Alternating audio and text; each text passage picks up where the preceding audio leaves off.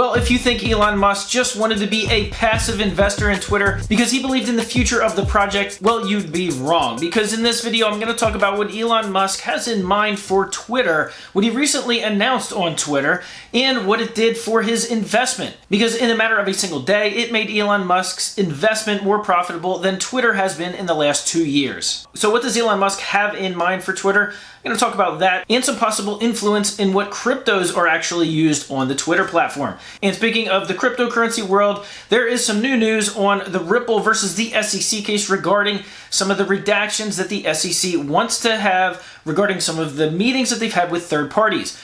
Because Ripple is not actually going to get to see those nodes. So I have some information that I'm going to talk about. And if it weren't bad enough, XRP is actually losing its spot among the top coins. CoinMarketCap has XRP dropping like a rock. I'm going to tell you which project have actually flipped XRP. Hey everyone, my name is Randy and welcome back to the Late Night Grind. And right now on this channel, we're covering cryptocurrency news, investment markets, and personal finance. So if any or all these topics interest you, make sure you hit that subscribe button and join the Late Night Grind community. Also, if you give this video a thumbs up and watch till the end, those are the biggest things you can do to help a YouTube channel. Also, if you want to join my private Patreon group on how to make money in the cryptocurrency market, doing deep dives, risk-reward profiles, and content on earning cryptocurrency through trading. So if that interests you, I'll put a link in the description below. You can go check it out. All right, guys, let's jump into it. So now let's cover what Elon Musk has in mind for Twitter, because yesterday the big news came out that he bought 9.2% of Twitter for roughly $2.9 billion. Now, the interesting thing was from a financial perspective, it's already returned a 25% return on his equity in just one day, which is just over $750 million. Now, the price of Twitter has pulled back a few dollars, but it's mainly been ranging since it jumped yesterday. So that's good from a financial perspective. It may actually return a nice size profit for Twitter, which it has been struggling to do the past several years. So what does Elon Musk have in mind for Twitter? Well, he recently put out a tweet, and it's kind of one of those read between the lines type of tweets. And in it, he said he's looking forward to working with Parag, who is Twitter's new CEO, and Twitter to improve Twitter over the coming months. Now, that's pretty broad, and there's a lot of things that could actually fit in there, but knowing Elon Musk and knowing his engineering background and what he likes to look under the hood and get into, well, you might see some interesting things regarding the Twitter algorithm, specifically revolving those around free speech, possibly political opinions, among other things. And while that sounds good and a lot of people are happy, and on the financial side, a lot of other people are happy, not everybody in the Twitter world is happy, as people are now starting to post screenshots and forwarding other tweets from Twitter employees that are resigning because they're refusing to work for Elon Musk. It's really interesting because now we actually get to see who the Twitter who the Twitter fact checkers were. Okay, so aside from the free speech issue and possibly some of the algorithm issues, what does Elon Musk have in mind for Twitter? Well, nobody knows, but the fact that he is a fan of cryptocurrencies and is a fan of Bitcoin, at least even in its proof of work position now, which obviously we know Tesla is not a big fan of, at least not a fan enough to promote it, but is still a fan enough to hold it on their balance sheet. Most likely, he may do the same thing for Twitter. That's good for Bitcoin. And of course, we know Twitter has recently done some things with the app Strike to allow for sending Bitcoin back and forth across the Twitter platform. Twitter, there is a tip jar. You can actually go and tip. You can actually go and tip people, tip your favorite creators with Bitcoin. That's available on there as well. So are there going to be some new innovations regarding blockchain and Twitter? Well, that remains to be seen, but you can only imagine that there will be. Now, we do know from the past that he's not exactly a huge fan of Web3 stuff. He's not a huge fan, like the former Twitter CEO Jack Dorsey.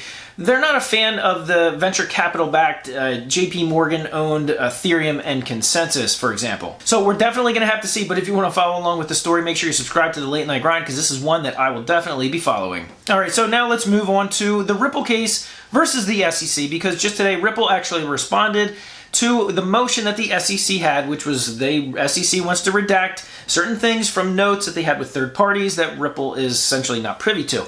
So Ripple had originally asked for an extension of time because they thought they were going to get to see these notes and object or agree with the SEC on which redactions should actually remain in place. However, it's come to my attention that that's not going to be the case at all, because both Brad and Chris have both responded to the judge and are essentially going to leave it up to Judge Netburn to decide that what is actually in those notes and what's going to be redacted. Are they actually deliberations from staff of the SEC, or are they actually just opinions of the person writing those handwritten notes? So they're going to have to rely on Judge Netburn, because right now she's the only one that's actually going to get to see any of that. She has not responded as of yet, and we are still waiting on several other decisions. Some of those big ones that we're waiting for is the decision on the Hinman speech emails. That's a big one. The deliberative process privilege decisions, as well as the Esterbrook note. So a bunch of decisions that we're actually waiting on. This is just going to be another one. And in the meantime, XRP, well, it's not, even though it's been climbing, it's been correlated mostly to Bitcoin. However, what I'm seeing on CoinMarketCap isn't exactly the greatest if you're an XRP holder. And that is other cryptocurrencies passing it for market cap. Now, market cap doesn't mean a whole lot. However, there are now 2 coins that have surpassed XRP for the 7th and 8th spot on the top 10 market cap cryptos. So who recently passed it? Well, Lunaterra, which that kind of makes sense. Lunaterra has announced that they're buying $10 billion worth of Bitcoin. They've started buying $1.5 billion already to back their stablecoin. So that's going to give their stablecoin more stability, essentially. And of course, Terra is now holding Bitcoin on their balance sheet. It's going to help their ecosystem altogether. So recently, it passed $117, and that was what pushed them past XRP and market cap. They went up to $119. They've since pulled back to $115, but they are still in the 7th spot. Now, another one recently passed XRP, and that is Cardano. Cardano, with $1.19, has now passed XRP for market cap right around the $40 billion mark. Now, the interesting thing is that those 3, XRP, Cardano, and Lunaterra, are roughly within $1 billion of each other in terms of total market cap. So they are very close, and you might see some mixing and shuffling. And honestly, it doesn't really matter if you're talking about trading, investing, or really anything to do in the cryptocurrency world, other than keeping score if you're a fan of one of these cryptocurrencies, like it's your favorite sports team. Because market cap really has nothing to do with anything in the crypto space, other than maybe some bragging rights on Twitter or YouTube. So if you want to follow along with these or any of the other stories that I talk about on this channel, make sure you're subscribed to the Late Night Grind community. Also, go ahead and check out my Patreon. Like I said, that is in the link in the description below. Creating content on earning money through the cryptocurrency world, doing deep dives, risk-reward analysis, and some trading videos. So if you're interested in that, you can go ahead and check it out. Also, you can follow me on Twitter. I'll put that link in the description below.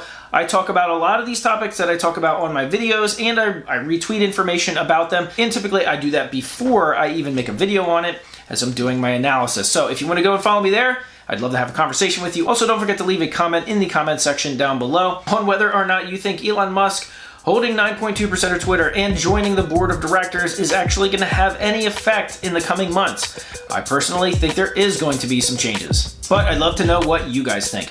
All right, thank you so much for watching this video all the way to the end, for smashing that thumbs up button, for checking out my Patreon, and as always, I'll see you guys on the next video.